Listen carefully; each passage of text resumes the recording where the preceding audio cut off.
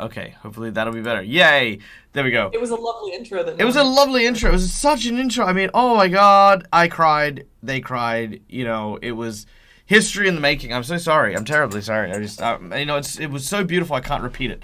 But anyway, hi guys. My name is Michael, Dead Aussie Gamer. Apparently, I don't know how audio things work because, I set everything up for the marathon on Saturday, which went amazingly. Thanks to you guys, we raised 2.1k for Jasper's Game Day, which was such an incredible effort. If you haven't checked it out, guys, in the Discord, I've actually put down part 1, 2, and 3 of our epic 12-hour marathon game. It was absolutely amazing. So thank you all who attended, even in part. We had like I think at some point like 200 plus people watching the stream. It was just an amazing show of support, and thank you all for your help and contributions. But today, of course, we are playing Pathfinder 2nd Edition: Curse of the Crimson Throne. Joining me today are my Patreons, who are here and ready to go. Let's start with some introductions, starting with none other than our dear friend Twiff, playing the role of Padrig. Hello, I am playing Patrick Perdita, who is a gunslinger. He is a half elf. He was disowned from his family after he was framed for murder, and his father found out that he was a half elf. His father is not an elf, and neither is his mother. He got kicked out of college. He was going to be a wizard, and so he turned his magical energies into funneling that through technology, and instead of casting spells at people, he decided he'd rather shoot them, which is what he does now. Fair enough. Seems like an apt response. Next up, of course, joining us once again from her trip from Spain is none other than the incredibly wonderful Malikisa, playing the role of Holly. Hello! Hello. I'll be playing Holly, who is a fairy rogue. And if you can imagine yourself as a teenager immersed in fiction and no experience in the real world, and then suddenly setting that version of you into the real world, that's what Holly's kind of experiencing right now. Because she really thinks everything should be just like all of the books that she read, and she's slowly coming to the realization it's not quite the same. A tough realization indeed, especially in the city of Korvosa, where things are basically falling apart.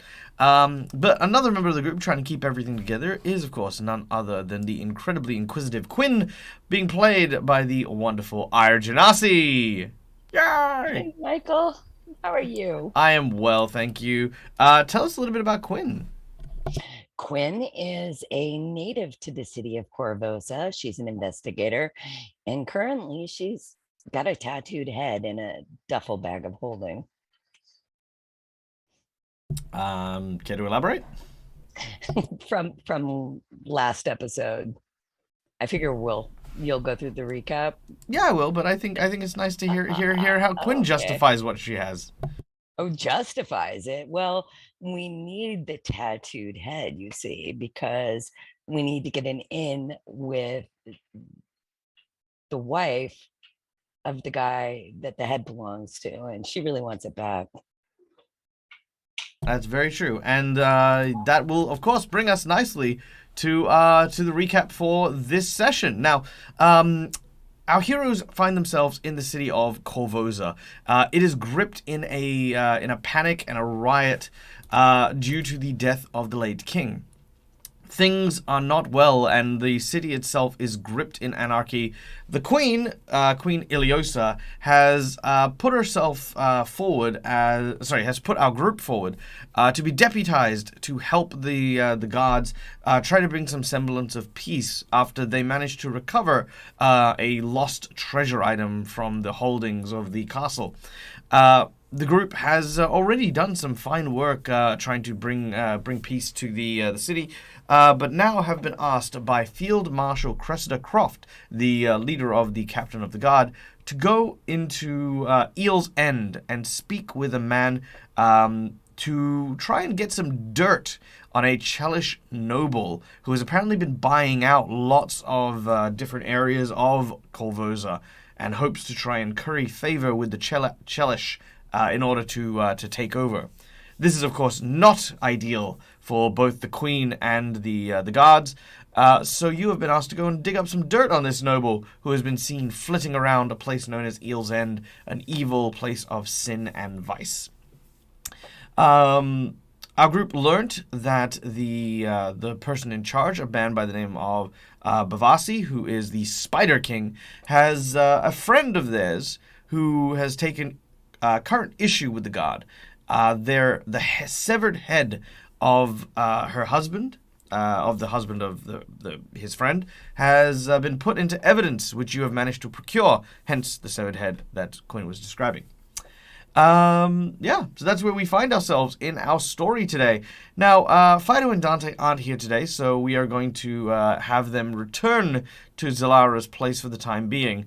While they are attempting to do some more research on Eel's End and stuff like that, they're allowing more of the preliminary stuff to go on with you guys. Fido and Dante are looking into another issue that seems to be happening, and that is the appearance of these strange tattooed orcs that have started to attack you guys. So while you guys are covering the front of Eel's End, they're looking into that. Now, as always, guys, here at the Dead Aussie Gamer channel, we like to invite you to come and play alongside. So there are a number of incentives that you guys can use in order to influence the game. You can, of course, use your channel points, which you earn simply from watching the channel, or if you want to, you may use any of the paid donations to help support the channel and allow us to continue doing stuff. For $5, you can grant a hero point or jinx point to the players and GM. Hero points can be used to stave off death, get rerolls, petition the GM for stuff. Jinx points are exactly the opposite. They can be used as hero points for the villains, or they can be used to counter hero points. In addition, for $10, I will go through a deck of plot twists. I will draw 3 at random, you get to pick one, and it gets played immediately in-game. This can change the pacing, this can change a whole bunch of different things for the game, but is a lot of fun. For $20, you can give someone the coveted Nat 20, which is a Nat 20. 2 Jinx and a DM Nat 20. Yay! Thank you so much. The DM is now locked and loaded. So thank you to our donator. I feel like this might have been revenge for another stream. Just saying. One of the big contributors to the GM pool is one of our players today, which is of course our dear friend Malakisa. So hopefully we don't have someone in chat who's got a grudge to bear, because this is going to make things interesting. Now, for $50, you can grant a boss buff, where one of the bosses in this encounter becomes rather strong, large, or you can provide a magic item to provide to the group to help them continue their adventures. Lastly, there is a secret menu item, but we're no longer talking about the secret menu item. That's it. Just so you know, there's a secret menu item. So there you go. All right. Wait. I thought you were saying it at the first of the stream. Are we not doing that anymore? It's now truly a secret? Yep. Oh, it's a secret. I've made it double secret now. Ha ha ha ha. That's scarier. Yeah, it is, right? All right. So, without any further... Oh, yes. Sponsors. Thank you, of course, ladies and gentlemen, to our sponsors. Gotta remember all this stuff. To Hero Forge for our wonderful art, which you can see on screen here. Sirenscape for the beautiful sounds you will hear. And, of course, Fantasy Grounds for our VTT of choice. Now, as we begin, Patrick, Holly, and Quinn, you three are walking out of the Temple of Abdar, where you had recently spoken with a priest in order to talk about the location of the woman whose husband's head you now carry on your person. While reluctant at first, they have agreed to accompany you directly basically they've agreed to accompany you directly because, a big group of armed people that, might try and ambush or otherwise bring to harm someone is not really that crash out. So that is this dude here, whose name is Ishani Dahatri. So he has agreed to accompany you to the location of the wife and make an introduction. Fido and Dante take a moment to basically explain that they saw, along with you guys, they saw the tattooed orcs entering the Temple of Abdar as you were leaving. And they offer to look into that while you guys are dealing with her. Unless there's something further you wish to discuss in regards to the tattooed orcs or what you found in the Abdar temple, the scene is yours. Well, Patrick, since we are in a temple, will inquire how much it costs to have fingers redrawn, since he's missing a couple. Yes, after a previous battle caused you to lose a few fingers. Unfortunately, healing services in all temples are currently unavailable due to the plague. Because all spells are currently being used to prepare remove diseases, and they're trying to help as many people as they can, there is literally no healer in town able to help you. Or at least, that's what the Abdarans tell you. They say that, there's literally none, unless you find an adventuring cleric, someone who isn't already completely spent. Gotta go find the shady back alley priest. Yeah, and even then, they're probably spent. Yeah. All right. Well, I'll deal with it for a little longer.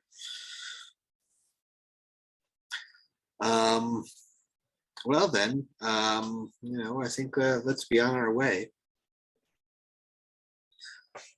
and go pay our visit and respects to Madame Sybil. I'm just gonna follow along with whatever you guys say we should do right now, because this has just been getting weird. With the fingers or the head and the... Kind of all of it. Yeah, kind of all of it. All right. With a sense of foreboding weirdness and I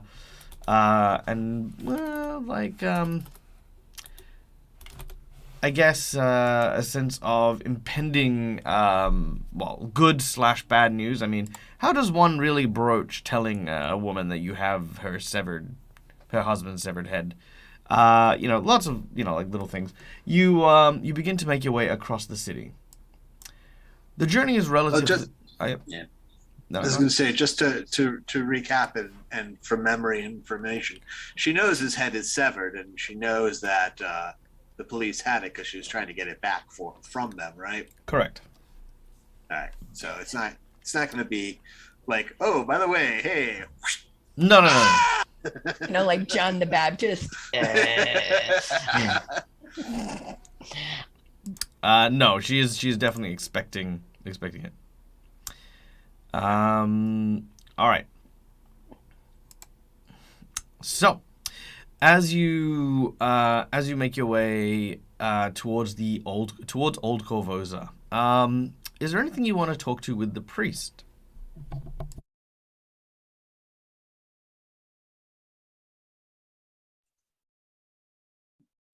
I feel like we probably should, but Patrick just really can't think of anything. He's checking the wrappings on his bloody stump and making sure that it's, as well tended, and trying to flex his hand.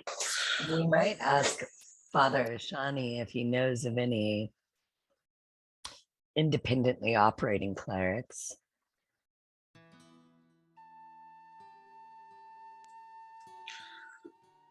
Father Shoanti. Worth a shot.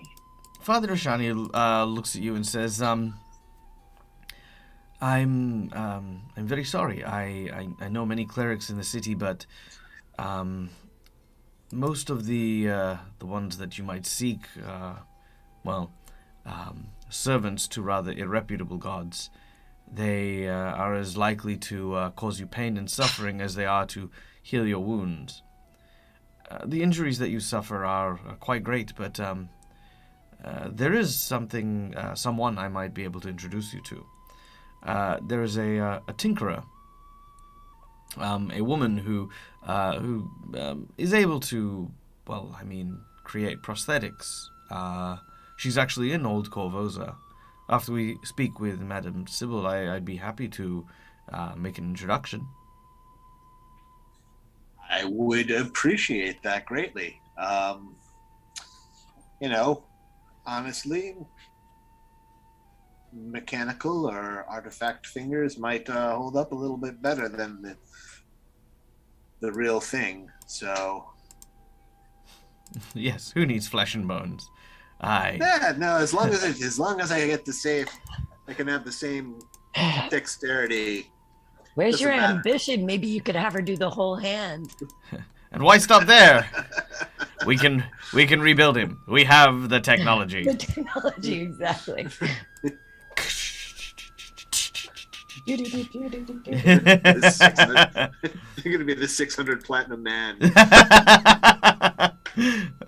is pretty good. I like that one. All right. So, as you make your way around across town, you cross over the bridge leading into Old Korvosa. There, you notice that several of the Hell Knight guards are actually stopping people intermittently and basically just doing searches. You see them checking people's bags. You see them kind of rifling through, like, you there? What is your business in Old Korvosa? Excellent. Get going. The Hell Knights aren't really gods. Hell Knights, for those of you who have not been in the Pathfinder setting before, are an order of knights who believe themselves to be in authority wherever they go. They are walking bastions of law and order. And the fact that they're in this city in such a number means that obviously they're here because their mandate is to quell the riots, which they intend to do with a very firm and iron hand. As you approach, the Hell Knight looks to you. You! State your business.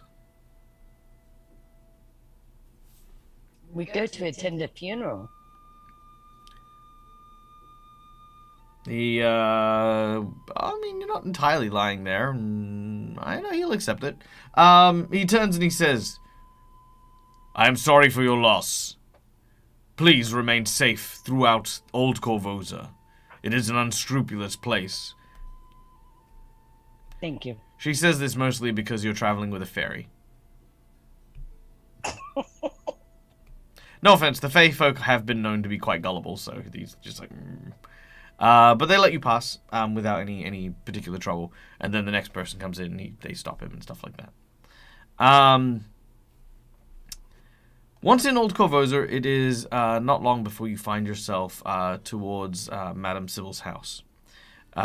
She's out the front, currently tending to a small, kind of hanging wall garden.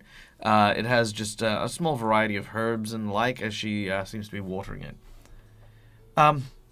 Madam Sybil, can I have a moment, please? She looks over and sees Ishani. Ishani, my friend. Oh, it's so good to see you. I'm sorry. I wasn't expecting company. I'm a mess. She pushes her hair behind her ear. She kind of like straightens up her the bun that she's got on the top of her hair. She also kind of unfolds the leather pouch she has on her waist for gardening, and undoes the strap and kind of puts it to one side. What brings you here, Father? Well, I wanted to introduce some friends of mine. They claim that they have something of importance for you, and I think you should potentially hear them out. She looks at you, and the kind of very, very pleased and pleasant look to see Ishani kind of fades to one of suspicion. She doesn't know you. You look quite well armed for some of you. Well, actually, no. You don't. You look very peculiar. She probably looked kind of concerned at Patrick, but Holly and Quinn, again, she seems a little bit more perplexed as to your appearance. Holly's very distressed by the purpose of this visit, and she's trying really hard not to cry right now. Aw. Peanut. If you don't mind, this is business that's probably best conducted inside. She looks at Ishani waiting for a signal, and he nods. She then says, yes, please.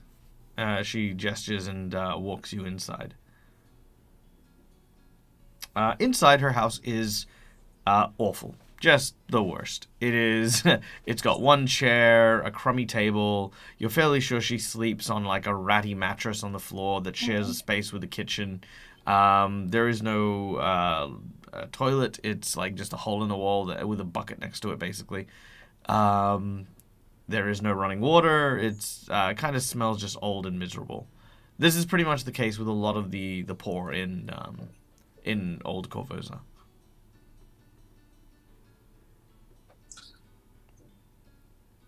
So, can I offer you something? A drink or?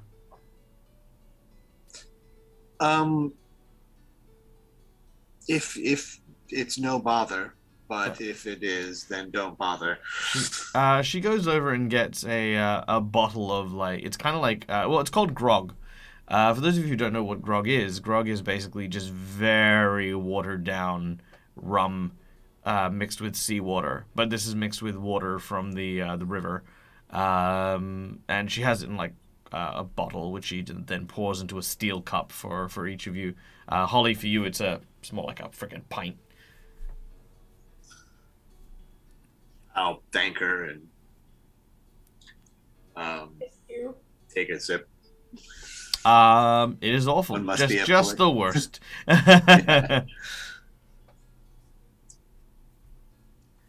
Holly is going to pretend to drink but not swallow. Patrick's had worse. Yep. So we've heard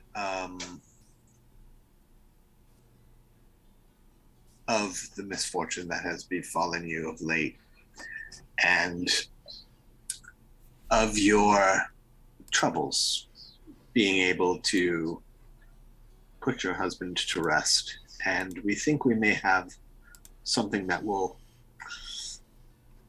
bring you some comfort, even if it does seem a bit macabre. I will warn you before we do give you this gift. It seems like we're not the only ones interested. I'm not sure if you've been bothered by the same people who have set upon us, but without belaboring the point too much, I'll nod over to Quinn, who's got the bag. Well, actually, who does have the bag of holding? I forget. It's not really me, but for the sake of storytelling, we'll say somebody passed it to me before they went off to research. Mm-mm. Yep, definitely. Yep. So, Quinn reaches into her bag and produces what looks to be a small container that the head was in, for the sake of not being gross. Right, and I'm very gentle and reverent with it. She sees the size of the box, and she places both hands over her lips. She says, "Is that what I think it is?" Madam Sybil, we would not have you see your beloved Tarot laid to rest unwhole.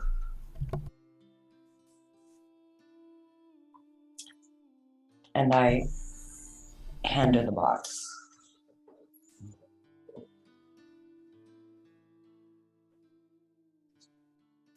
She takes the box, and as she holds it, you can almost see that it, like, to her, it feels heavier. She leans backwards and sits on the chair, placing the box on the table. She doesn't look at it. She just kind of holds it, almost as if she knows what's inside. Tears begin to stream out of her eyes. There's a long moment here where she's just embracing all of her emotions, all of her feelings. Anger and resentment towards the guards, slowly giving way to sorrow and grief as she almost like all of the mourning that she had is revisited. She says after a time, I don't know how to thank you enough. How did you? You know what? No, I don't care. I'm just so happy that he's home. some things are best left unquestioned. Holly's gonna would- go and hug her. Aw. I will wait for Holly to stop hugging before I start asking questions. Very well. She seems a bit taken aback by the sudden show of affection, but she returns the hug once she gets the opportunity. So she just kind of holds the tiny fairy, and as that happens, Holly eventually, after a nice, very warm, slightly wet hug, Patrick. I know you're going through a lot emotionally right now, and I do apologize for asking you any questions, but we were, in our effort to bring you this gift and this comfort, set upon by some very strange individuals. And I was just wondering if you happened to know why. I would hate that in giving you this gift we have put you in danger too. They seem to be after it. I don't have any idea what you're talking about. She seems very genuinely confused by your by what you're saying. Also, mostly because you haven't told her anything about the assailant, so she can't recognize what she hasn't been described. They bore tattoos similar Tattoos? to that. Yes, Were they orcs by any chance? they were.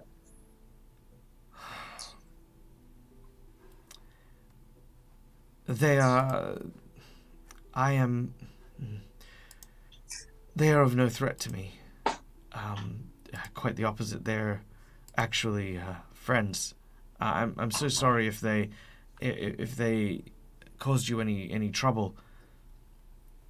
My friends tend to be a little bit protective, especially in the wake of my husband's death. Well, good friends to have then. I'm glad that we have not brought any danger to your door.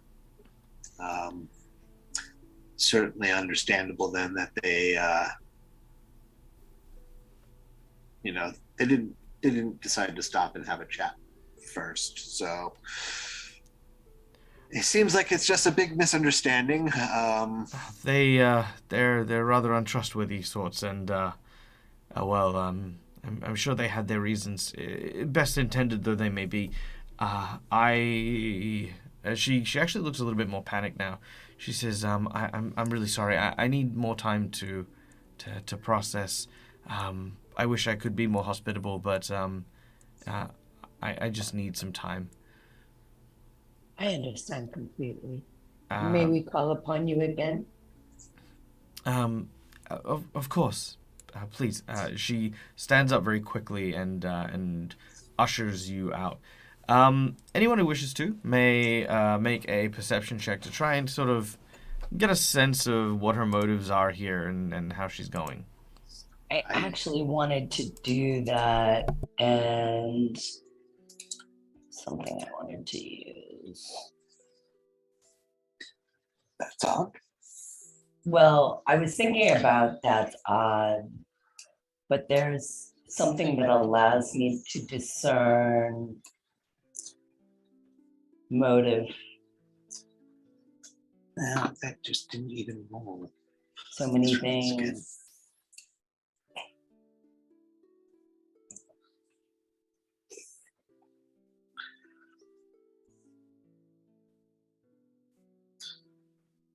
Yeah, you've got those Okay. keen investigator senses. All right. So we got a 15, a 20, and 1 second. Yep. Am I rolling perception? perception. Yeah. You know, the dice hate me, though. There's like really no point. Oh, there's always a point. There we go. 19. There you go. See? Great. All right. So, all right. I'm just gonna make a quick adjustment here to my roller because it's cutting some of your rolls off a little bit. So there we go. Okay. All right. So, all three of you get the impression that she's trying to conceal something, and is ushering you out. It might be worthwhile, like, sticking around a little bit, and seeing what she does. Not in her house, but like quietly, as it were. Yes.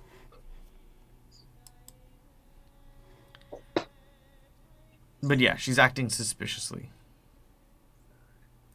Once she sends you out, she closes the door, and Ishani tells you of. She first of all, he thanks you for bringing some semblance of peace to Madame Sybil. As he mentioned, before, he was the one who saw over their rites from their wedding to inevitably their funeral, and he was very regretful that the two were so close to one another. He says that he can introduce you to an individual. Actually, no. What he will do is he will forward a letter of introduction to this person. Their name is Christopher Cronus. Christopher Cronus. Yes. He's got like kind of a knick-knack shop, as it were, in Old Korvosa. It's kind of a shop where he gathers things of interest from himself, of which he does tend to do a lot of restoration work. He is quite accustomed to working with fine tools and the like, and I have known him to carry more than one type of prosthetic among the wares that he carries.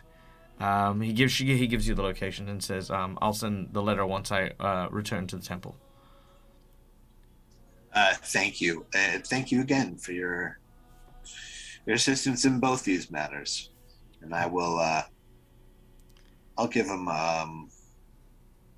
another 5 silver. Oh.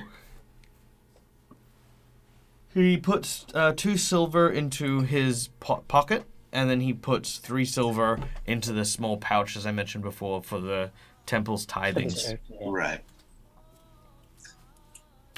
All right. So, with that, Ishani leaves. What would you guys like to do? Did you guys think she was acting kind of weird at the end there? I did. You did. I think we should maybe find some place a little out of the way and keep an eye on her. I'm where we very might good at not being be sneaky. seen. You are very good at being sneaky, and I was wondering whether or not there was any way you might be able to discreetly observe her through a window or something. I would be really good at that. Do Okay. you want to give it a try? Holly's gonna get stealthy and then see if she can sneak in and peek through some windows, or find some way that she can peep in. All right, let's Well, make not a. sneak in, right? Not going inside, just like trying to find a concealed place from outside to see in the house. Sure. Let's make a stealth check. I also want to try and get out of sight. Sure. You may make a stealth check as well. As long as you're in a place that the house is visible from the house, you'll need to make a stealth check. Yeah, I want to get somewhere where I can I can see but not be seen. Not bad. Going to try to move slightly out of vision from the house. And I'd like to investigate the garden area, whatever's not in view, if any of it's not in view. Certainly. After a short period of time, nothing really happens, and Holly, as you kind of look around the inside, you have trouble seeing her until there's a flash of green from a kind of forest green cloak. She opens the door, and you all hide. She takes a quick look around.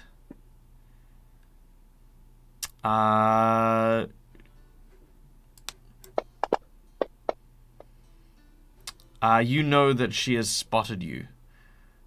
She quickly seems to move through like the streets and alleyways, and you can kind of tell that she doesn't seem to know where she's going, or more probably, she's trying to lose you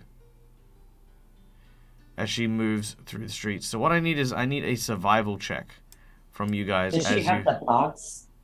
Sorry? Does she have the box? She does not.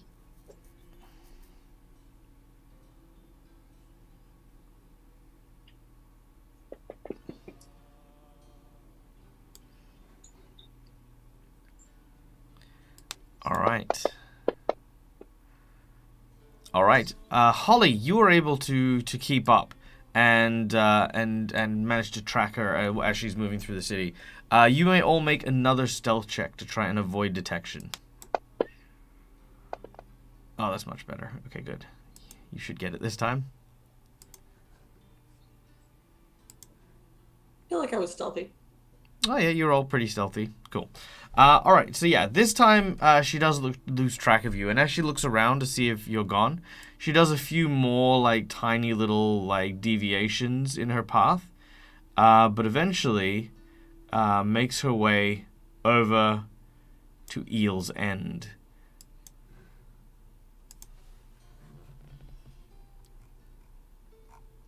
Now, Eel's End. Let's see. Map.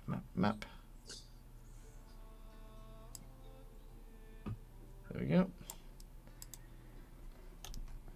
All right.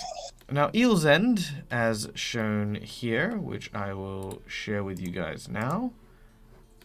Just bear with me while I put your tokens on the board. We have a Quinn.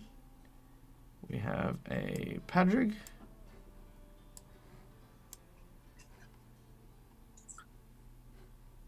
And we have a Holly. It's all black. I'm not sure if it's supposed to be, but just thought I'd flag that.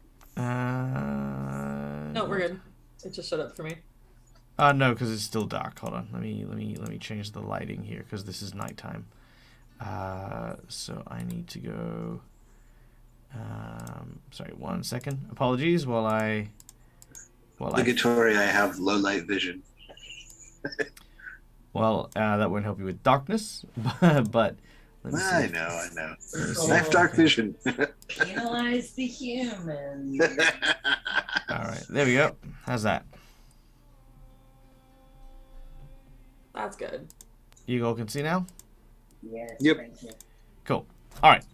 So, yes, all around you is the wharf, and at the end of which is 5 very impressive-looking boats. Each of which, because it's the middle of the day, seem to be quite quiet, save for a few individuals walking up and down the decks.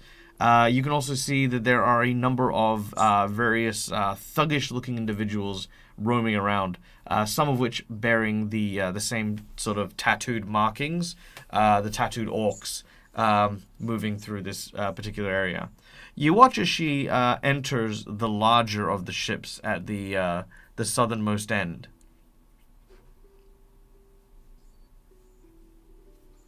Is there a bouncer or someone at the door? Of the large ship, yes, there are two large thug-looking individuals. Does the ship have a name on it? And would I recognize it? Yes, the large ship on the end of the pier is named Eel's End. There are also a couple of drunk sailors who are kind of like slumped around this area here.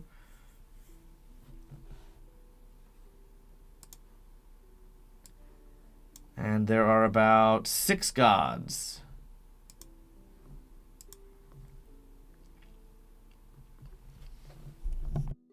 Do we walk in or do we try to sneak in? I think we need to strategize this a little bit.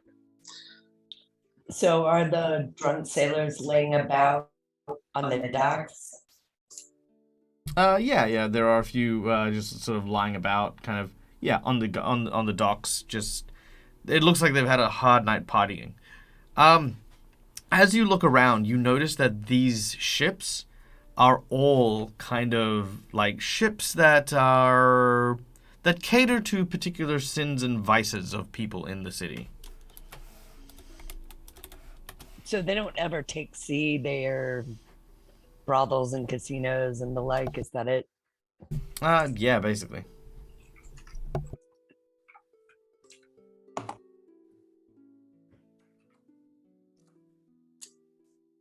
So, Sorry. I think, she did notice us. But she also thinks that she lost us, so she may not expect us to show up here should we decide to head in. We need to know Right. And what sort of ship that is. We could pretend we're gamblers or whoring, but we have to know which. Actually, would Holly have some underworld contacts to let her know what ship this is? Eel's End. Would you know anything more about it? Yeah, look, it's public knowledge. So Eel's End. Huh? Got a bit of a racket going on. Yeah, exactly. It is like remember when I said the criminal underworld is like all associated with these guys? I mean like the criminal element. Like if you got any criminal contacts, they all lead here. Eel's End is kind of the would-be seat of power here. It's a large ship usually used to house Devago, the king of spiders. The other ships, however, going from the top left, the Golden Hawk is a kind of like a spa and a kind of an inn. People often go there to rest and recuperate, no questions asked, as it were. The Twin Tigers, which is the one to the right of you with two buildings on it, kind of thing. Is a gambling hall. Inside each of these structures is just lots of gambling and lots of exchange of monies, bets for things that are not exactly the most healthy and legal. Then you have the House of Clouds, which is the one on the bottom left, which is, of course, the brothel run by Madame Halvara. Patrons like to have loose lips while they imbibe on a number of the wares as well as the drinks served plentifully. Lastly, the Dragon's Breath, which is on the bottom right-hand side there, which you guys can't see because it's obstructed by the Twin Tigers. But actually, if I do this, does that open that up? Yes. Okay, yeah, it does. So there we go. There it is. Yep. So there it is. The yeah, you can actually open these all up. Why not? Because they're not blocking anything. Anyway, so yeah, bottom right is the what do I call it? The Dragon's Breath. The Dragon's Breath is a opium den. So if you were to go in there, it's kind of like the lower decks are pretty much covered in this opioid smoke that that keeps you there. Also, super quick, Avarian, 1 year. Holy crap, thank you so much. 1 year of subbing, 1 year of an awesome friendship. Thank you so much for your year of support, dude. Happy anniversary. Yay. All right, that is what Holly... Well, actually, like I said, that's what I think everyone knows in general about this. As for specific details, if you have them, you may make either a society check or a lore check that is relevant to the underworld stuff. I will do a society check because my lore is academia. That is if you have specific questions, not if you want more information, because I've given you everything you will have on a basic level. Okay. Actually, I should have a fence, and would I have met my fence at Eel's End? Probably not met him here, no. Like I said, this is more catering to the non-criminals. It's the criminals offering services, not necessarily the criminals hanging out here, if that makes sense. Yeah. I mean, they do, but, like, do you know what I mean? Like, yeah, your fence is probably at a pawn shop somewhere. Is Eel's End primarily like the administrative ship? Yeah, like Or if is you there have actual if you have disputes or security issues, you would go to Eel's End.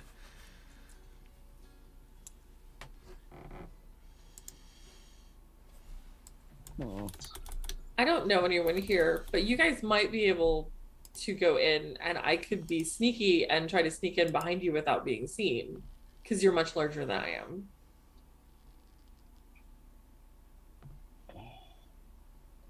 So, would an underworld lore check tell me what a likely rationale for a couple people to go to Eel's End? I mean, just a few blokes off the street, sort of work, maybe. Sorry, I'm not following. Just one more time.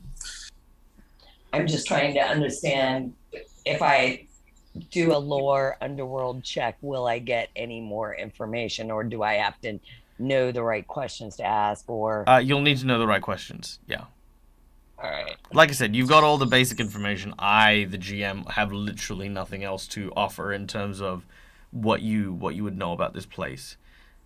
If you have specific questions, I will make them up and fulfill the world and flesh it out and do more stuff. Sounds good. So, as an investigator in the city of Korvosa, do I know the guy guarding the gangplank? Yes. I can do a lore on. Oh, I do know him. All right. Well, the reason why you would know him is because Odd Bandicoot has just redeemed an insight bonus for you guys. Nice. So thanks to this, I will say that the guy guarding the gangplank is a person by the name of actually, you know what? He's got a he is let's go with this. He is actually a let's roll a dice here. He's an elf. Okay, fair enough. He is an elven gentleman known as the Odd Bandicoot.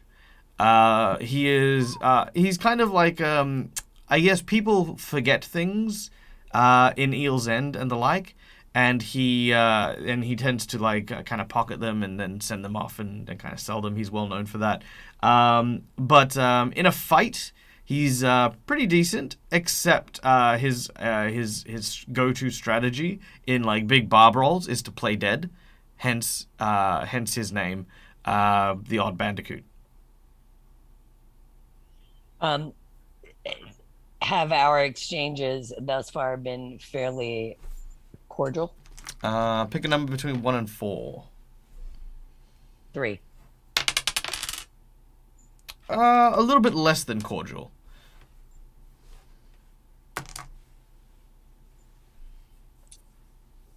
Much. 1 second.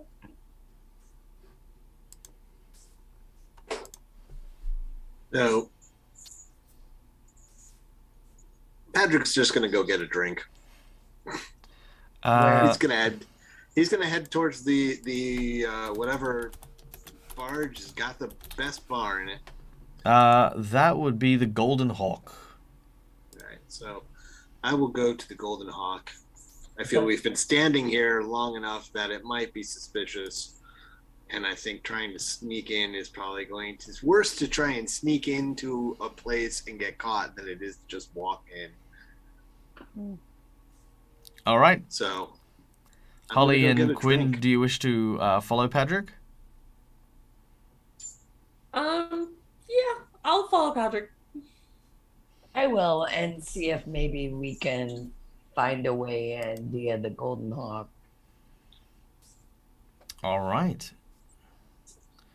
So, sorry, my Sirenscape just crashed. I am hoping that it's going to start working in a second, but in the meantime, you make your way to the Golden Hawk. This small ship has seen countless crude repairs. Its seaworthiness is dubious at best, but it is lashed completely and stably to the pier. The nameplate on the side proclaims it as the Golden Hawk, and on the front of the bowsprit is what looks to be a very repaired, over and over again, gold-plated wooden hawk. As you can see here, there is a good group of individuals talking. Some people kind of just kind of like, kind of staggering off the last night's events. And as you approach, you see that there is a gnome who is running errands all across. They seem to have a very, very pronounced nose, and it's kind of like an upward turn to it. He's kind of a wall-eyed individual with a patchy beard, has a crumpled hat, and an extensive collection of keys by his side. This person is probably the most awake and, what's the word? Cognizant. Welcome to the Golden Hawk. That is what he says as you approach. Was that welcome to the Golden Hawk? Yes. Welcome to the Golden Hawk. Why, thank you. Sorry, did you just try to copy his accent? No. Oh, okay. I'll say, well, what time is it actually? Is it evening, afternoon? It is reasonably early morning. Wee small hours. Morning. Yeah. I will say good morning to him in Gnomish. I speak common. Why are you speaking in Gnomish? It's a sign of respect, I'll say in common. He seems to be chewing on something. Do you know where you are? Are you lost? No, I want a drink. It's too early. Bar's closed. What do you mean the bar is closed? Well, It's like this? Do you know when a bar is opened? The opposite of that.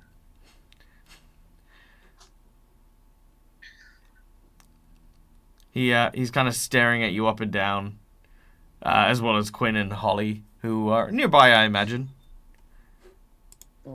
This is my still bloody hand. It's probably got some bloody bandages on it. He's not shaken at all by your. No, I'll just say, look, I've had a night, and I could really use a drink. He looks at you sternly. He's never seen you before, so it's like he's like assessing you, as it were. Make a diplomacy check. All right. I will also. I'll make a diplomacy check. I was gonna bribe him too. Wow. If you bribe him, you can get a bonus on it. All right. So I will toss him a couple of silver. While Patty is speaking to him, Mhm. while other conversation is actively happening, Let's try. I whisper to Holly, do you think you can get his keys without him noticing? I think if you keep him distracted, I could. Just to clarify, just for my own sake, why? Because they're there. Yeah. Because I assume it's a big bundle of keys. Mm-hmm. That's how you described it. For the tavern And he runs. For the inn he runs. Okay. You did not say that. Well, I said it was an inn. I said he has the bundle of keys. That was my description of him being the innkeeper. I got you. I get where you're going. I see what you're saying. I see what you're saying. I was a little bit. That's why this is why I ask why, because I'm like, why? If they're only the tavern keys and that's obvious rather. Yeah. Then I don't want them. Okay. All right.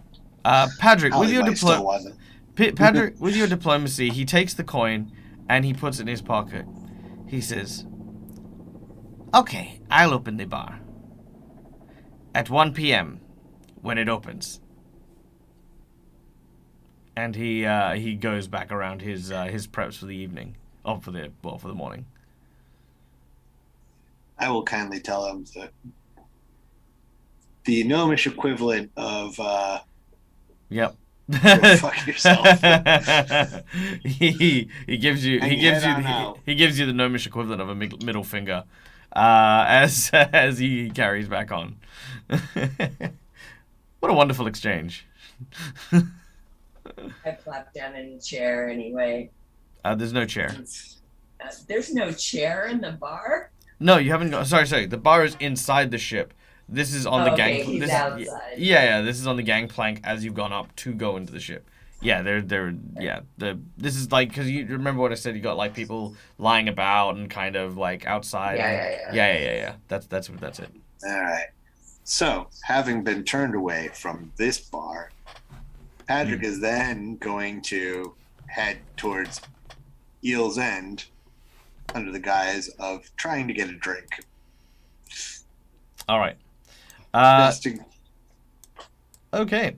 At this point, you step up to Eel's End, where, as you... sorry, just saw Mod in chat. Hi, Mod. Yes, I canceled all of my things just for you. But you're late. It's like an hour in. I mean... all right. As you approach, Odd Bandicoot is on deck here.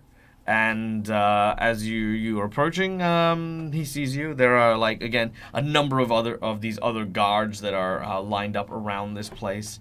Just kind of, again, it's too early for a ruckus, so they all kind of seem to be on smoker. That's kind of what the vibe is. Also, super quick, Mercs of Mischief have raided. Thank you so much, guys, for joining in. I hope you guys have had an absolutely amazing morning or evening for you guys. My name's Michael. I'm the Dead as a Gamer. We are currently infiltrating a den of sin and vice with our heroes, trying to trying to find blackmailable material on a noble. They have snuck into this collection of ships known as Eel's End, and yeah, they're doing cool things. So there you go. All right. So, yeah, one of the guards sees you, and looks at you and says, "Can I help you?" Yes, I want a drink. That little bastard over there wouldn't let me in. I assume there's a bar in here, right? Yeah, there's no bar in here, mate. At least not for, Sorry, what'd you say? What kind of a place is this? You got no bar in there. Come on. Look. What I kind know of this den of sin and iniquity closes? Exactly my point. You gotta have all hour service for a fella to get a drink when he needs one, right? No. What do you mean, no? The guy looks over and he says, yeah, we're closed between 3 a.m. and 1 p.m. You want to get a drink, go jump in the river. That's not the kind of drink I'm looking for. Yeah, make a diplomacy or an intimidate check if you want to, kind of, depending on how aggressive you want to be about getting a drink. Like, again, Eel's End is like, they do have alcohol on Eel's End, but it's mostly for like people who know the Spider King, the security guys, and stuff like that. This is their version of the barracks, basically. So it's going to be full of bad guys. I will try an intimidation check because I feel like it. And I feel like being cantankerous. Sure. Yep, go for it. Hang on. What did I just I do? put my hand on his arm. Can you give me a second? Just give me 1 second. Are you putting your hand on my arm? On your arm, yeah, Patrick. Yeah, just can you give me 1 second? All right, I'll give you a second. 1. I turn back to is it Bandicoot we're talking to? Yeah. And I probably know who he is. Yeah, I'd say so. Look, Bandicoot, we've had just a really, really bad night. And my friend here just got half his hand gnawed off. and none of the clerics in town will help him out because apparently there's a plague going on. But anyway, he just wants a drink, and I'm just tired, and I want to sit down for a second and not hear about him bitching about wanting a drink. So can you please let the man have a drink? Make your diplomacy check. You know what? Odd Bandicoot. I was going to say Odd Bandicoot nodded in chat, so I mean, if that's what he did, alright, give them their drinks, done. He empathizes, and he says, alright, you can come through, but, no funny business. He, gestures over by a table with some of the other thugs. There's a couple of, like, drinks on the table there, places to sit, you know, kind of, it's almost like an outdoor patio kind of area. There's also some sliced up sausages that have been, fried, and all of them are kind of just laid out. Mostly there are guards, I say guards, like thugs, as it were, on the deck here. Eel's End itself is probably the most impressive of the ships here. Not only is it the largest, but you can see that the figurehead is a coiling eel with a woman's head. Drunken sailors, even kind of like the VIPs, as it were, are passed out all over the deck, with a couple still trying to like play their hand at a game of cards with some of the thugs. In the center is a large set of double doors, bearing a complex painting of a spider, allowing entrance to the stern of the main deck of the ship. You can see that right now, as it is the middle of the day, that deck is open, and beyond is a large chamber, which kind of almost looks like a throne room in a way, but made up of ramshackled pieces of debris and flotsam from the ship that have been piled up to look like the rise of a dais to a throne. Can we see Madam Sybil? Make a perception check. Yeah, I was going to ask the same thing. So we all make perception? Because I'm definitely looking for it.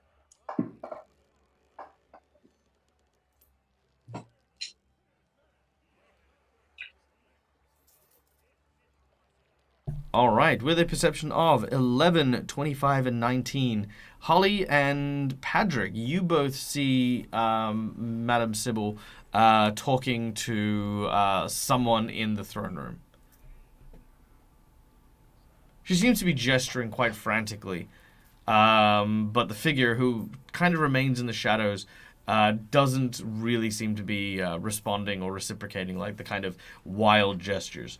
So she's like, yeah, she's saying something, but she's too far away for you to hear. Her arms are flailing, and then at some point or another, she turns and she slaps the person across the face. She then starts to make her way out of the throne room towards you. all right. I would like to be casually getting a drink and kind of have myself turn so that maybe she doesn't notice as she's leaving. Sure. I'm gonna go ahead and try to put my back up against the wall and hide my wings and just kind of slouch like a ne'er-do-well. I Fly pull casual. my hat down a little bit over it. My face. All right. But I'm not hiding. Yeah, she walks past and doesn't seem to notice any of you as she does so. She then seems to leave the docks and head back into the city. I'm immediately going to follow her. Very well. Stealthily. Sure. Quinn and Patrick? I'm going to finish my drink first. It's very important. Yeah, you drink a hearty stein filled with some stout bitters. You just kind of drink that. It's quite tasty. Definitely far tastier than the grog you were drinking earlier. Yeah. And I will give a satisfied and then stroll on out and give Odd Bandicoot a welcoming slap on the back. Thank you. That is just what I needed. Have a good day. And make my way out. All right. Quinn?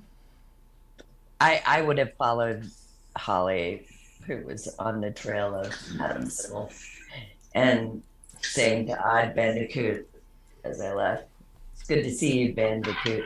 Behave yourself." He doesn't respond. He more just like shoots you a knowing look as you peel away from Eel's End. All right. This time she takes a more direct route back to her house, believing that she had already kind of lost you guys in the mix of things. All right. Yeah, we don't need to have the trail there. There we go. All right. You follow her all the way back to her house.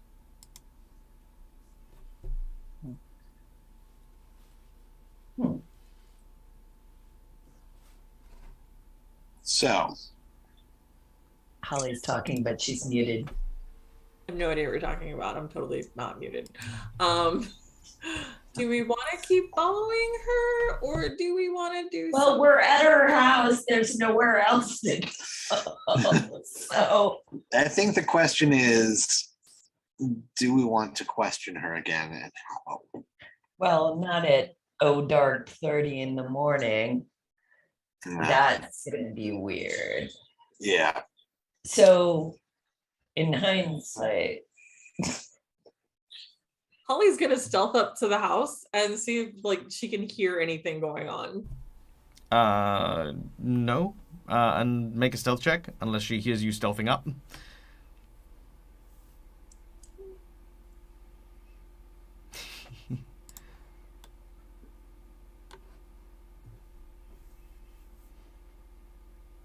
Nope, she can't hear you.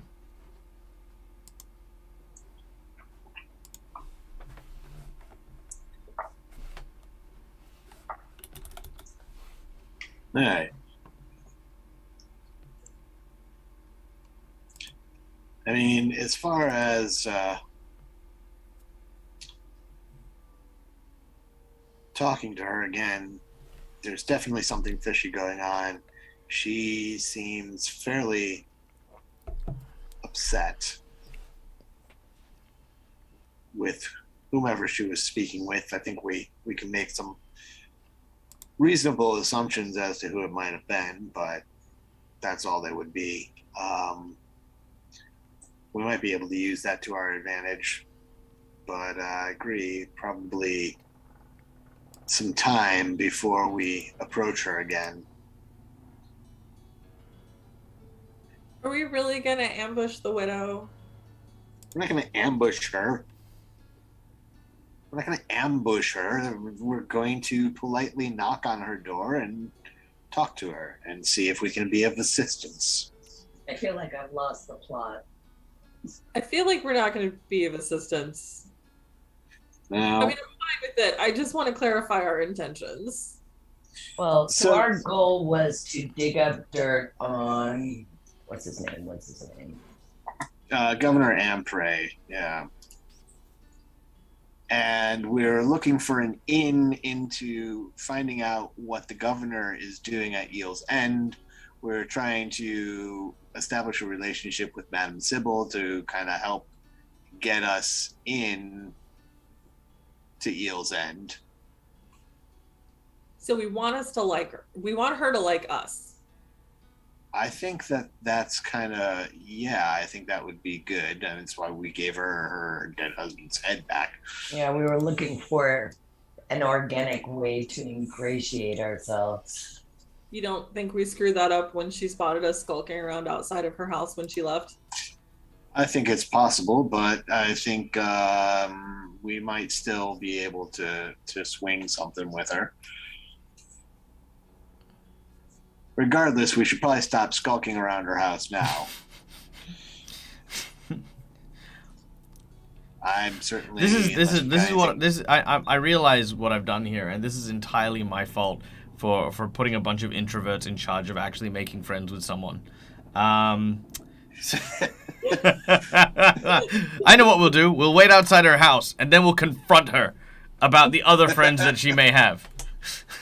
No, I'm Actually ready to go back to my apartment. I'm gonna go read a All book. right. This is Yeah, tiring. but you know what? Let's give you guys. Lost it. Yeah. Let's give you guys. Okay. How about this? I want to be clear that I don't usually go this route because I prefer my players to have free reign over stuff. But I feel as though investigations are one of those things that require piecing pieces together, and a lot of D&D players tend to focus in on trying to gather ingredients as opposed to cooking the meal, if that makes sense in that analogy.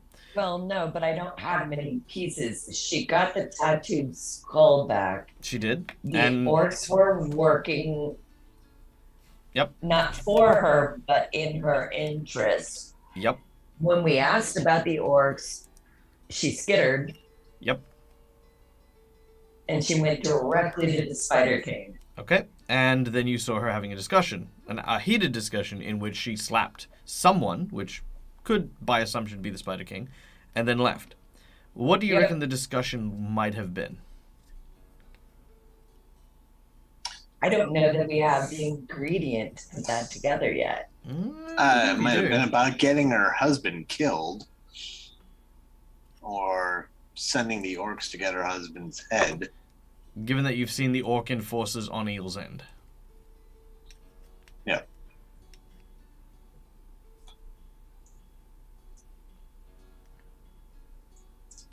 So it seems like maybe they were trying to get the head for themselves and maybe not for her. Possibly. I'm just speculating here. It's a good guess. Well, and that would be a strong speculation given the tattoo had power. I thought maybe the Spider King wanted it for his own uses, even though it was purportedly for her.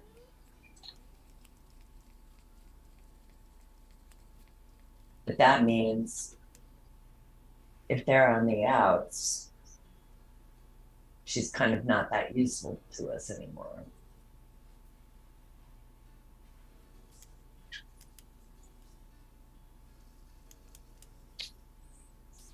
Am I hearing any, like, is she, like, making sounds like she's trying to lay down and go to sleep? Is there snoring going on? Does it sound like she's doing things inside the house? It sounds like she's doing things inside the house. It looks like she's really just coming to grips with having the head now and you know, just kind of having a moment. It's almost like she's kind of talking to her husband, in a way, you know, like kind of like just talking to herself. Anything we can hear? Very personal stuff. Stuff that makes you feel guilty about eavesdropping. Okay, then I'm gonna stop. I'm gonna knock on the door. No. As Holly goes to knock on the door, Quinn, you can try to. to the street. Yep. Make a opposed athletics check as you can try to stop her if you like. Also, if anyone would like to give... react to this as well. I was going to say, if anyone wants to donate an insight bonus, please feel free. Ironically, Holly is actually slightly stronger than Quinn here. So... Come on, we know that can't possibly be real. Well, I am having a shit time rolling well. That's just... That is, yep. Patrick's like, no, please, don't do it. Screw that. All right. Stop. No. If any of you have seen Gene Wilder, Willy Wonka, Yeah. that's Patrick right now. Yeah, very well. No, please All right. stop. Don't do that. So Quinn, as you've grabbed onto Holly, Holly is pulling you forward. Her, like, despite her small size, her mass is still, you know, reasonably heavier than one would consider to be someone of that size. So she's able to pull you a little bit. As she gets closer to the door, a flash of inspiration hits you. The reason why this woman was angry and upset at what you think to be the Spider King wasn't because of the tattoo head. Quite the opposite. It was because the tattooed orcs attacked you, who had recovered the head from the guard, which is something he couldn't do. She was upset because he was trying to take the glory for himself and wasn't actually being respectful to her late husband. See, that's far too nuanced with the information we were given. And that's why the insight bonus gave you that. Yeah, thank you. Yeah. All right, well, I don't think, and I try to reason now with Holly before she's reached the door. I don't think troubling her at this hour is right. But she's awake. It doesn't matter. She's busy. She excused herself from us earlier. What are you saying? She's awake. And we're here. And we're leaving, and we'll come back later. Are we coming Because back sometimes we might, if we deem it necessary. But right now, let's let her have her time. To process. We just gave her husband's head. later? Yeah, we did do that. Yeah. Okay, we'll come back later. But she's awake, and I think it just makes more sense to talk to her now. But whatever. She cut off our conversation earlier. Why do you think she would be ready to speak with us now? Because she cut off our conversation to go yell at the guy who tried to steal the head from us. She's on our side. Well, if you feel that that's true, let's make sure by not bothering her right now and coming back later when she's had some time So weird about to time. process her grief. Okay. It's not so much about time, it's about grief. Sometimes people need time to do things by themselves without people they've never met before showing up at their door and bothering them.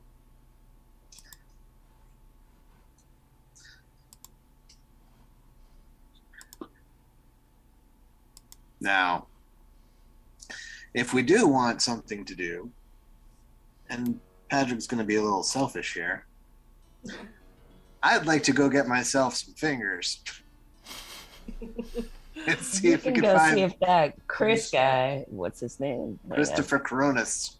Cronus. Really Cronus. Christopher Cronus. Okay.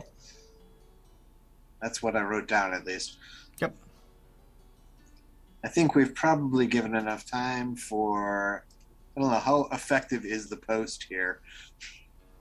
It's pretty quick. I mean, given the message is a spell. Yeah, well, there you go.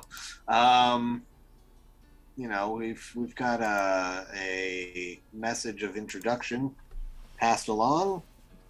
Should be expecting us. It's hopefully no longer too early that he won't be open.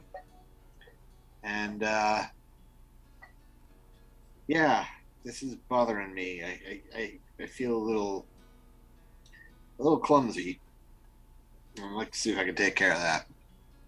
You did just drink an awful lot of alcohol after losing a lot of blood.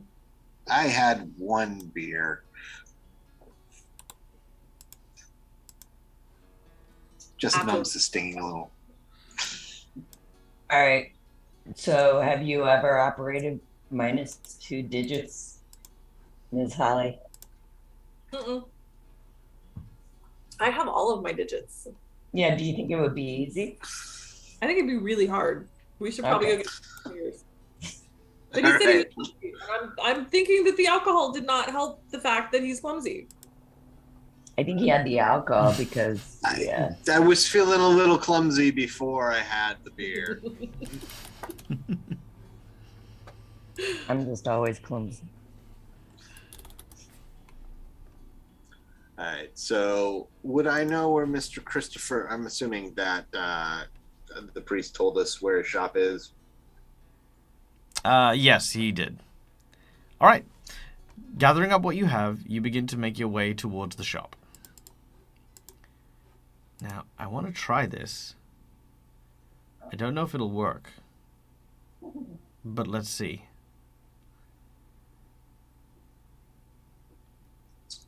Why does that make me so nervous when you say it like that? It's gonna be like a fire-breathing rat again, isn't it? All right. So, you make your way to what looks to be a rudimentary and very, very simple trinket shop in the middle of Old Korvosa. As you enter, there is what looks to be a small gnomish person with what looks to be singed hair, singed beard, and thick glasses. He says, Hi!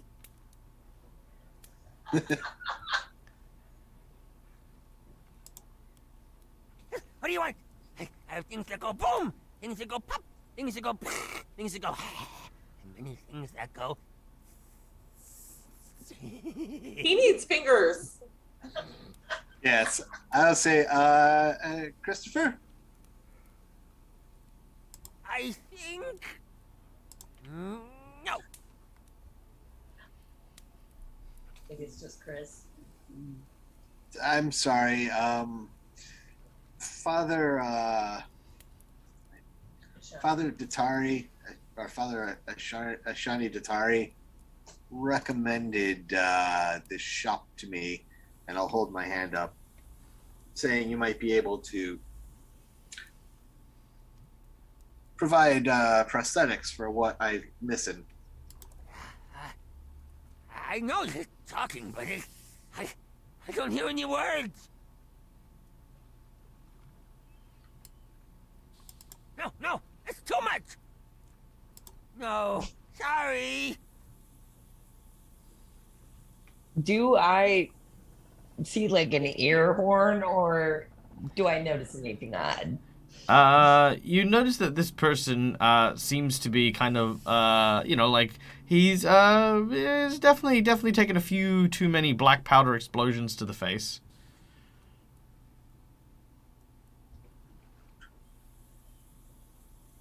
So This is all you, buddy. I can't help you out, man.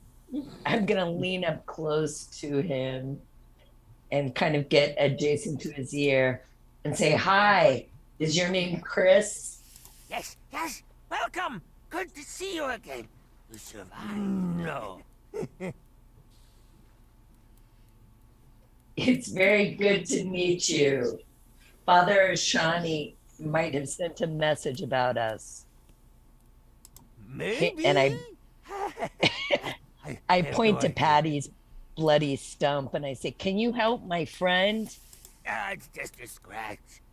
And a burn. And a few missing fingers. Exactly. As he's talking to you, another individual walks out of the back of the shop. He says, "All right, I have the casing for you, but it wasn't easy to find. I think I have what you. Oh, more customers. Good. Here, please. Victor. This is what you ordered. Thank you. You're welcome. We'll see you next time." Toodaloo. Victor, you're Don't bad blow up. man. You told me your name was Chris. He said yes, no. All right. He says, if you're looking for Chris, I am Chris, the proprietor of this shop. How can I help you? And Patrick will again say, Father Datari sent, or at least said he was going to send you a message. I seem to be missing a couple of digits, and I was hoping that you could provide a replacement for them. Ah, so you are. Yeah, no, I should be able to find that. Just bear with me a moment. Would 2 silver suffice for how many fingers are you missing? How many fingers am I missing? It's two. It's just 2. Oh, yeah, that's right. It is just 2. I rolled a 2. Yeah, s- so just a 2. Yeah, two silver pieces, and I can put together a prosthetic for you. Okay. Is it seamless? Is it just like having regular fingers, or how is it going to? It should be quite work? intuitive. It'll strap to your hand, so you'll always have that strap that'll keep them in place. But as you close and open your hand, it'll close and open. Depending on which fingers he inspects it, if you let him, he'll say basically, as long as it's like not your thumb, you should be fine. All right. Thumbs are a bit I'll tricky. give you an extra silver if you make the middle finger red. Yeah, sure.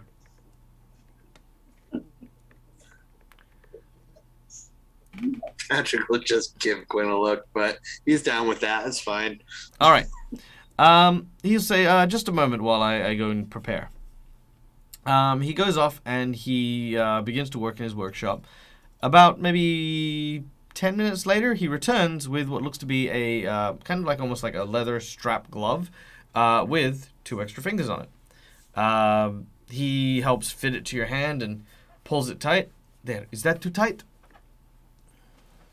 No, that feels good. All right. As soon as that happens, you can feel yourself being able to open and close your hand. You can gesture individually. You can gesture together.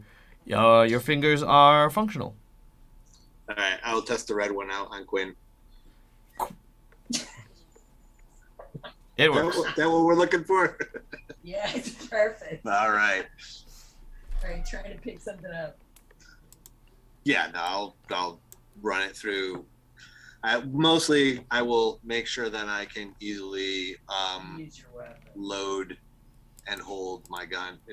I'll ask first permission. Do you mind if I do a few tests? I'm not gonna, and I'll hold out my Giselle. I'm not gonna shoot it in here. I just want to make sure that everything works the way it should. And holding it steady and. Yeah, well, you don't need to actually fire, but yeah, you can handle your gun. And, right. Yep. He's happy for you to do so, and you do. Holly and Quinn, while Padraig's testing out his new hand, you can see that the trinket shop is just filled with just tons of different things. Many of which is in glass cases. Some of them are like herbs, and some of them are like little taxidermy creatures. Very bizarre looking trophies gathered from a long lifetime. You could probably tell that this individual was once upon a time an adventurer. Holly is literally going to touch everything she can get her hands on. Just to touch it? Just to touch it. She's gonna pet the taxidermy animals, and like if there's anything out and about, she's not gonna try to go into cases, but like if there's anything sitting out, she's gonna pick it up and play with it. All right. Cool. Roll me a percentage. Oh.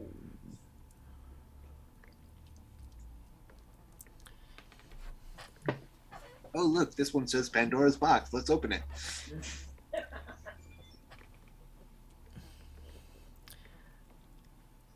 All right. Roll me a fort save. I find this ironic, given that you made this character.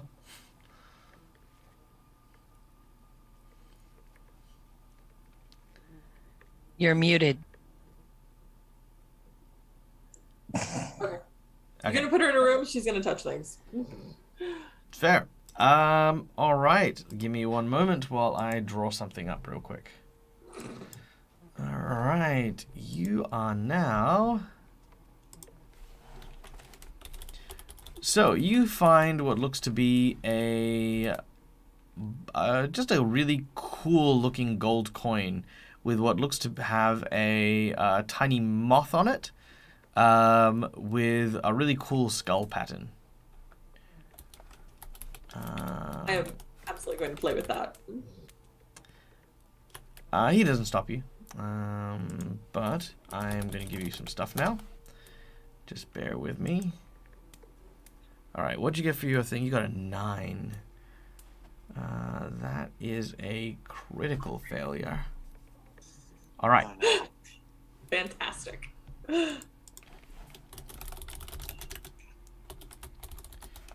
Okay, so I have to learn how this works in Pathfinder 2nd Edition. I was not expecting this yet. I thought I would have much more time. Dead again. Okay, here we go. Pushing boundaries. Pushing boundaries. Making Michael learn stuff on stream. Okay. I think we've clarified that if something stupid is going to happen, Holly is going to do it, like petting the dog that they almost killed. Oh, while it was that's... trying to fight her. Oh, look, that's I don't think very, Chris's very mouth true. is big enough for you, though. Stage 2, stage 3, stage 4. Okay, cool. Yeah. Next says. I would like to not get eaten. Okay. That's my goal. Well. Too bad. The coin's a mimic. It opens and it eats.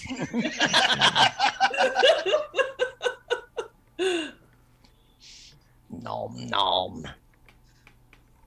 Okay, here we go.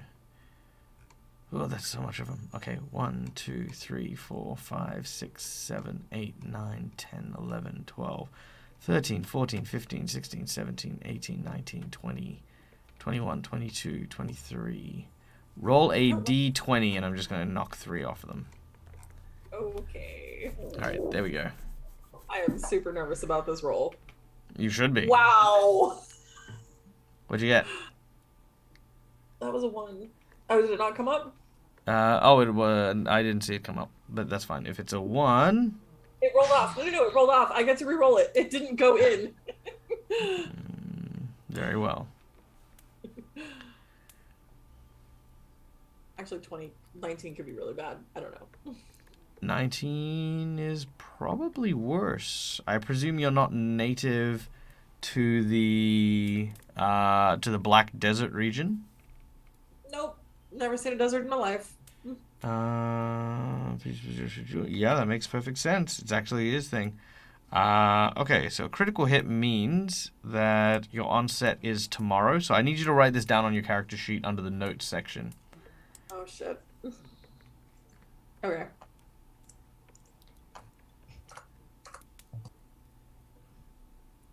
Interesting. Okay. Wow. Okay. All right. So, tomorrow you will gain stage 1 drained. Oh no. Not good. Okay. That you will worse gain than exhaustion? you will gain these every day, expanding to drained and sickened, then drained and sickened, then drained and sickened, and continue this way. The DC for this is 32. What? And what is happening here is every day of your life is now aging you by what is going to start off as an additional day, then an additional week, then an additional month, and if once you get to stage 5, every day of your life is going to give you an additional year. But she doesn't know that this has happened to her. No. However, Malakisa now knows. Yeah. To cure it, you need to have the disease removed, which no one has at the moment. Or you need to make subsequent saving. She's going to be like a little wizened old fairy before we learn that. Probably. Yeah, that's pretty nasty. It is Like a great it is big a level white eyebrows. it is a level 15 disease. Holy schnapps. And he just let you pick it up. Well, he didn't let her anything. True. And to let you know, and I mean I don't feel overly bad about it, because Mally the player also knows who this individual is, because Mally was the one who formulated this wonderful character. Which, by the way, thank you, Mally. And his wares always come with a, it's like one of those everything's free, but you will still pay a cost. Yeah. Anyway, so Patrick, you have your new fingers. As you like to say, Mally, if it isn't the consequences of your own actions. Exactly. Yes. She literally gave the rope she's hanging herself with, and I didn't. Shiny things. Holly's going to pick up the shiny things. I'm sorry. Oh yeah, you pick it up. Do you want to pocket it as well, like just as an FYI? Huh? No? Okay, good, because it's highly contagious, and yeah, if you take it around the city, this will be a very short campaign.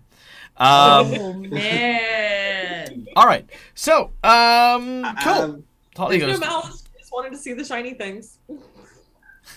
giving after testing out my new fingers and my new hand, I do want to kind of give a quick perusal of the shop. Is there anything that might be of interest to an arcane-minded gunslinger? Or an investigator. Does he have any cool tchotchkes? Let's start with the gunslinger stuff. You can see that there are some strange and bizarre-looking bullets with what looks to be a liquid hollow point head. You can see Quinn, as far as you can tell. There's a pair of gloves that look quite interesting. Holly is examining what looks to be a lovely bit of jewelry that is like a necklace with a coin that has a death head moth on it. It's very shiny. It's shiny. Chris, what can you tell me about these gloves? These are quite handsome. Oh well, these are special magic gloves. They allow you to tend and see the well-being of those that that you come into contact with. They can also cure and remove ailments and afflictions. How fortuitous. How much would these cost? These, well, they're quite the pricey I'm item. sure it's probably too dear for me, but That would be 100 silver pieces.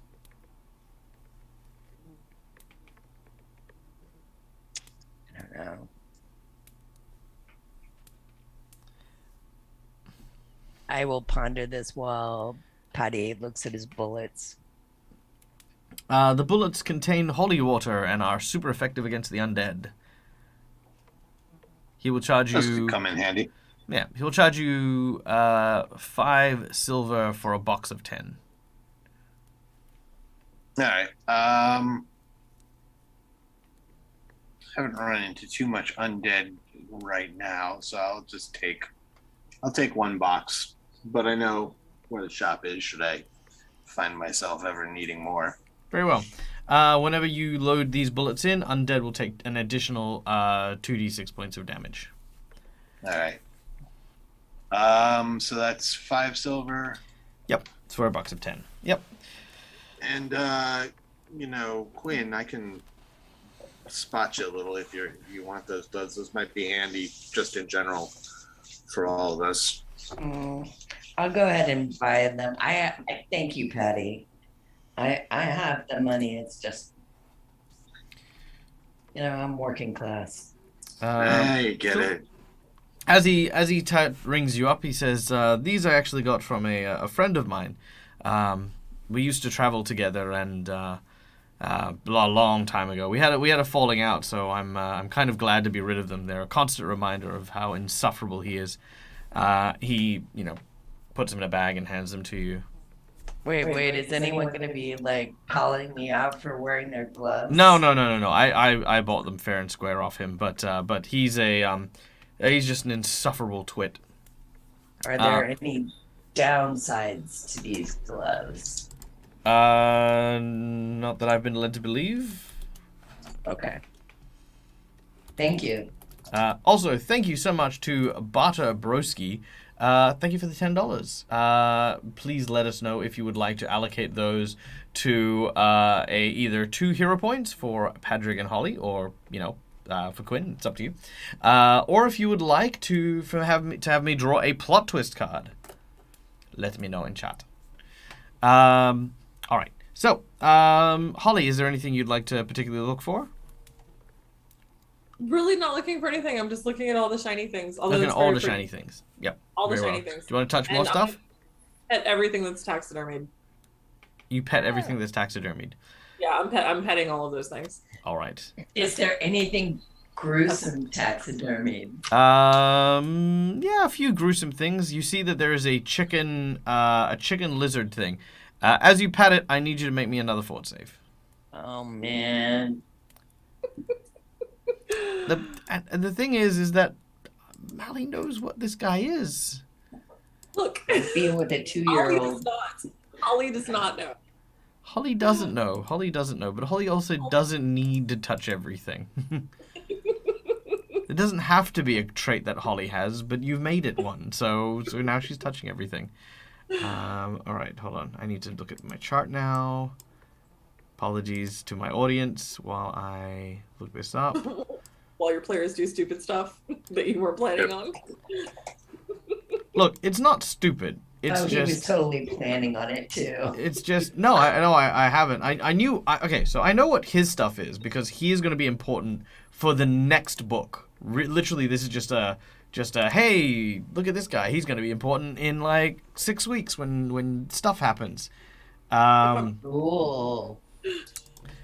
What wasn't supposed to happen was I wasn't supposed to have to look into all this stuff.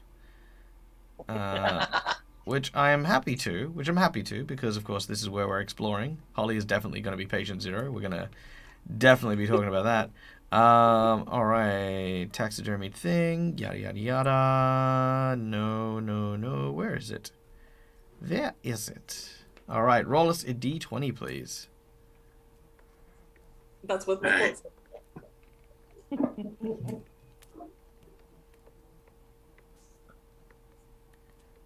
16. Okay. 1, 2, 3, 4, 5, 6, 7, 8, 9, 10, 11, 12, 13, 14, 15, 16. Okay, this checks out. What'd you get for your fort save? 16 for fort as well. Okay, so that is not a crit failure. So your onset for this one is 2 days.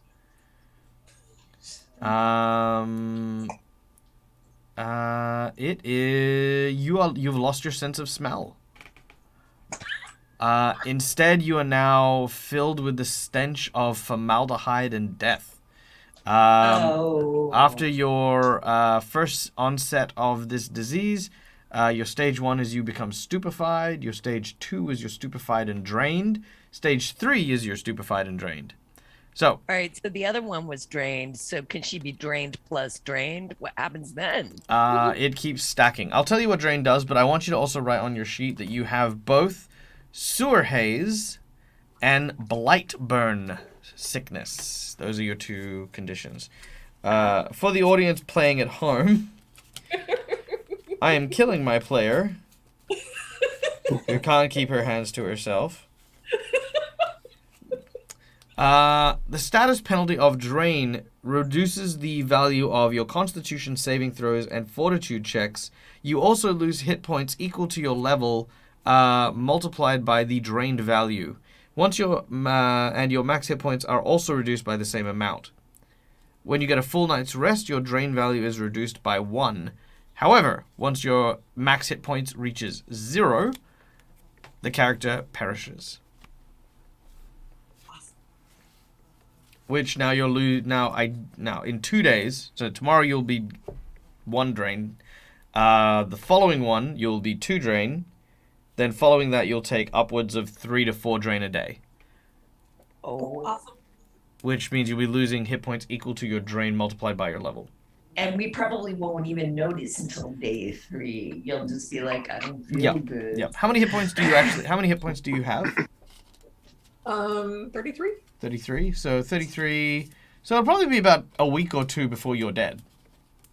I mean, that's not long, but like, you know, there's a little bit of time for. Yeah. If you, okay, let me add some incentive here.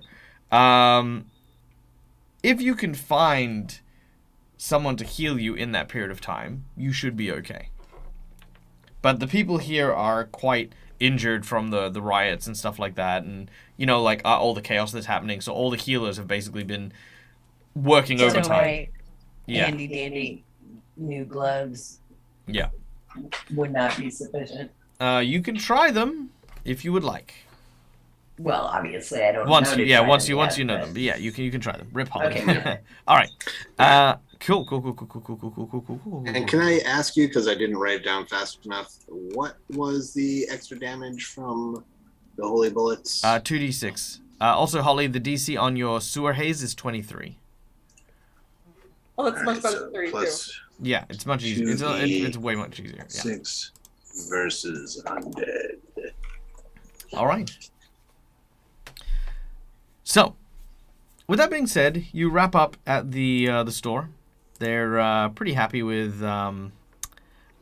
He's pretty happy with his take for the day, and unless there's anything further, you will leave, heading out into the streets. It is now just after lunchtime. By the time you've concluded your business, and actually no, it's probably closer to like 3-4 o'clock actually.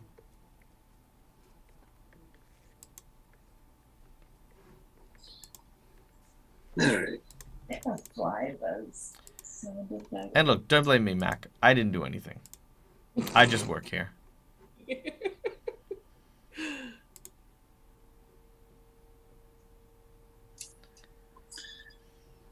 All right, so if we want to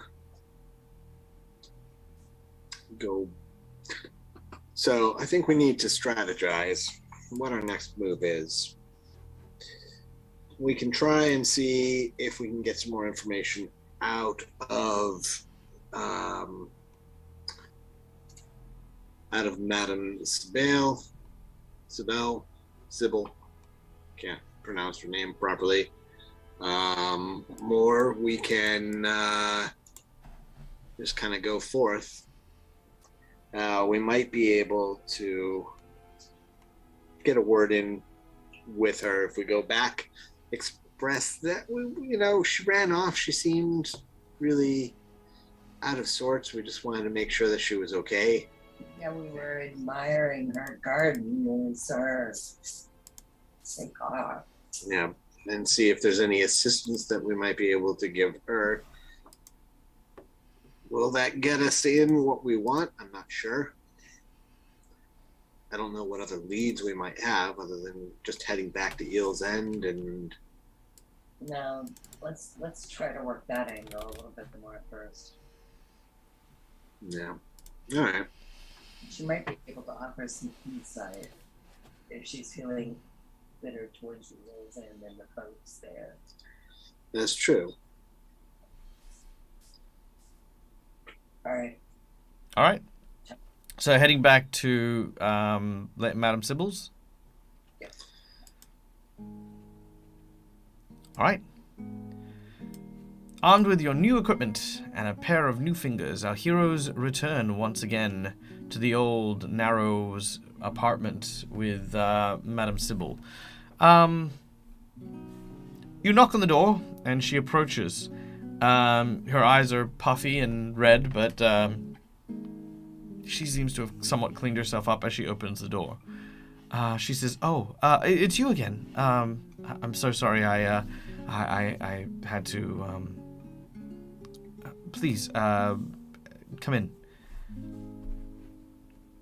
She allows you to enter. Thank you. Thank you. And we're sorry to bother you again. Just, We were concerned, to be Yeah. honest. Who are you people? I saw you outside my house early this morning.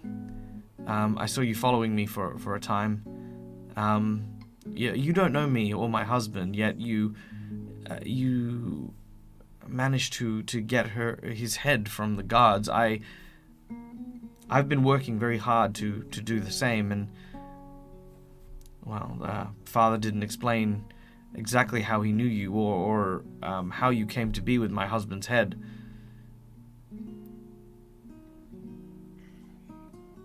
well, the truth be told, we're sort of new in town. We're looking to be of assistance to the right people. We've heard rumors. We keep our ears to the ground. And we happened to be in a position where we got access to the evidence room. This isn't all we took, mind you. Helped ourselves while we were there. But we heard that, it was of value to you. A woman whose husband killed could not get his body laid to rest. And so you did this out of the charity of your heart. Well, charity is part of it. I'm not going to lie to you about that. No one does anything completely for charity in this town as far as I know. Time I've been here. Again, we were hoping maybe you might be able to help us get some introductions, people you know. Get us some work. Get us talking to people. I'm a simple widow. I don't know how I'd be able to even begin helping you get some work in town.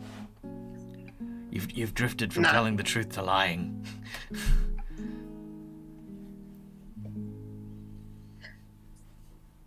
As in we're at the border where you need a deception check. In case you wanted to readjust course. Yeah, no, I'm gonna be straight with you. He may have his own story. For my part, I took the head from the evidence room because I wanted to ingratiate myself to you. But as I heard more about your story, I will not lie, I was truly moved. And I wanted to return it to you. My goal is an entree into Eel's End. Eel's End? Oh, I see. Yes, that seems like a fair request. I assume when you say you want work, you're looking to ask for work from Devago. He and I grew up here in Old Dock. We were quite sweet on each other when we were a lot younger, before I met my husband, of course. We're still very close. I saw him earlier today. I didn't approve of his methods of trying to help, and I had a stern word with him. I've already told him to call off any assailants that might be lingering after you. I'm confident. Thank you. He already knows who you are, as I've made it very clear who you are to him. If you were to approach him and use my name, I'm sure that he would at least hear out your request. As if whether or not he has any work for you, well, that'll be up to him. Understood. I appreciate your help. As do I. In return, I hope I may call upon you again. Just make sure you're doing okay. I'll be fine. I have many looking after me. Good. And you kind of think for a moment, yeah, she's kind of got like the gangsters and the Church of Abadar, and she's got lots of friends. She's okay. But, you know, popping in just to like keep her company would probably be better than to protect her, if that makes sense. Yes. As you... Oh, yep, go on, Holly. Do you want another hug? She says, yes, I would. And she gives you a nice big hug.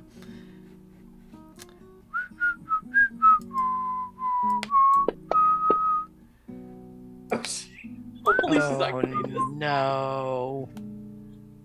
Actually, she actually made both of her saves against that. She got a nat 20 on the DC 34 one, which is what she needed, and she actually got a 26 on the second one. So, oh my God! So we can't touch Holly?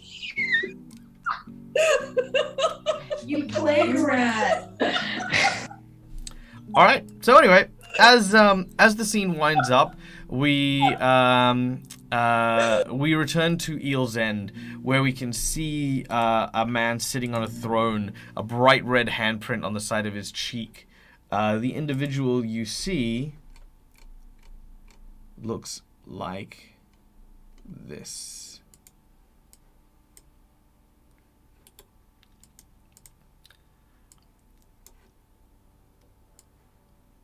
And as it happens so, you hear this individual look over to one of his thugs, the Odd Bandicoot, and he says, yeah, go bring them to me. I want to have a word with these friends of hers. And, oh, boys, be gentle. And you watch as they kind of laugh as they leave the throne room surrounding this dude. And that is where we're going to end today's session. All right. Now, we have gone a little bit over time, but I want to take a quick moment to thank, of course, my wonderful players. Thank you for, once again, spending your morning/evening with me. It is a great privilege, as always, to get to hang out and do stuff with you. Thank you to our audience and all of the donators who helped with today's stream. Thank you to our sponsors, of course, Hero Forge, Fantasy Grounds, and Sirenscape for allowing us to keep our content looking as amazing as possible. Now, guys, if you want to catch me next time, I will be here on Wednesday. No, I'll be here tomorrow on Argent Roleplay, playing with Robert Hartley GM for Jasper's Game Day. Then Wednesday, I'll also be doing the same, doing my own game. So go check out Argent Roleplay. And yeah, come check all that stuff out. More stuff will be on my Twitter and on my Discord, so go follow all those if you haven't yet. And yeah, right now we are going to go and raid our dear friends over at D20 Deathmatch because Rob is doing a tag battle over with them. So we're going to go hang out and offer our support. So thank you very much, everyone. We hope that you have a wonderful time. And till we meet again, as always, from me to you, game hard or die trying. Bye-bye.